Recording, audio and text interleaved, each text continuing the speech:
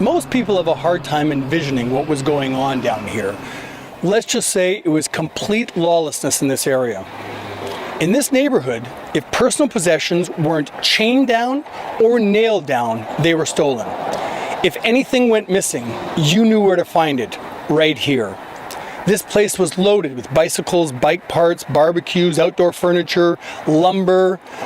Many nails for their structures came from my own backyard, where someone broke in and stole many items from our backyard shed.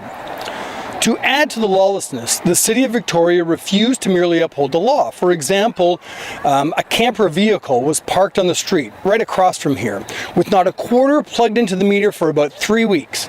But city employees were too afraid to merely put a ticket on the windshield. And the rest of the city didn't bother doing anything about it.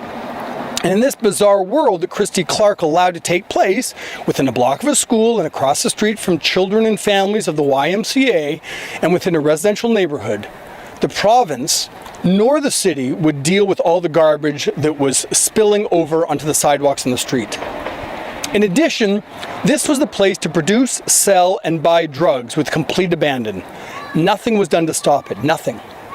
The reason Christy Clark's government is now spending upwards of $1 million of your tax dollars for many, many months to clean this place up is that the grounds are badly contaminated with chemicals and other chemicals from drugs and other dangerous chemicals as well.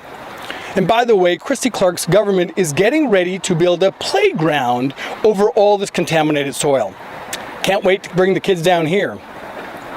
With about 100 supporters cheering in the background, I went to Victoria City Hall to address the mayor and council. They weren't happy that we were merely exposing the mess the province and by complete neglect the city was allowing. We knew the city was in a bit of a quandary for some of the mess that Christy Clark's government had deliberately created. So we were just asking that the city do their job, which was to give the neighbors more police protection and to uphold the laws that we had shown that were completely lacking. So the city and the police chief followed our advice and put more dollars towards protecting the neighborhood. Of course, at the meeting where the police chief asked and received more money for our protection, one city councillor, Ben Isaac, lectured the police chief, although I think it was really meant to be me he was lecturing, I was sitting in the audience, that he would be vigilant in rooting out those who were inciting hatred against anyone. What Councillor Isaac didn't mention was that the very night that our group presented to City Council, he and another councillor, Jeremy Loveday, met with a woman who was not on the agenda to speak. But they got her on the agenda even though she hadn't gone through the process that we did, and her sole purpose was to slam our group.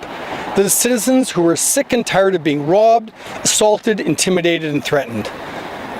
Their guest was the same woman who was part of an online campaign that led to a Victoria Hotel cancelling a meeting we had scheduled due to the threats that were made to employees and hotel guests. Funny how Councillor Isaac didn't turn his friend to the police to look into the threats that were made to the hotel.